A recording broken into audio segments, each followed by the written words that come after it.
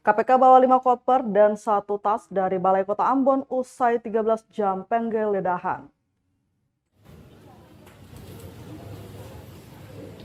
13 jam Komisi Pemberantasan Korupsi KPK Ambon menggeledah Balai Kota Ambon. Sejumlah kantor dinas di gedung pemerintahan ini digeledah tim anti rasuah sejak pukul 9 pagi Selasa 17 Mei 2022.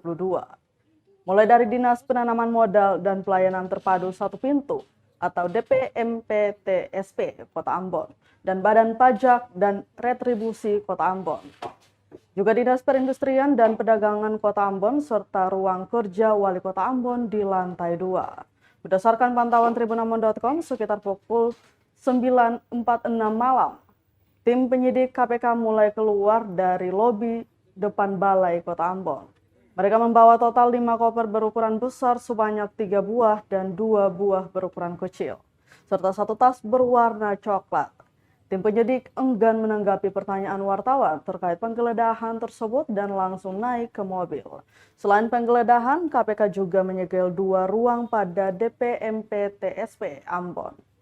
Selain penggeledahan, KPK juga sempat memeriksa sejumlah kepala dinas dan kepala bagian. PLT juru bicara KPK Ali Fikri juga mengaku penggeledahan oleh KPK hari ini. Tim penyidik melaksanakan upaya paksa penggeledahan di wilayah Kota Ambon. Sebelumnya KPK RI telah menetapkan Wali Kota Ambon Richard Lohenapesi sebagai tersangka kasus dugaan tindak pidana korupsi, pemberian hadiah atau janji terkait persetujuan izin prinsip pembangunan cabang retail tahun 2020 di Kota Ambon dan penerimaan gratifikasi Jumat 13 Mei 2022.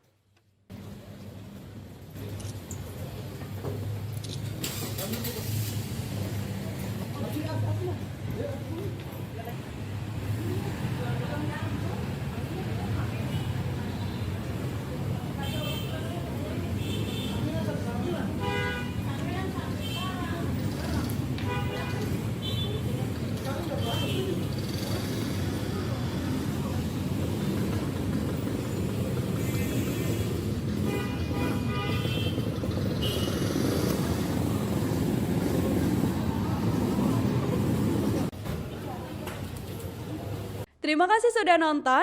Jangan lupa like, subscribe, dan share ya.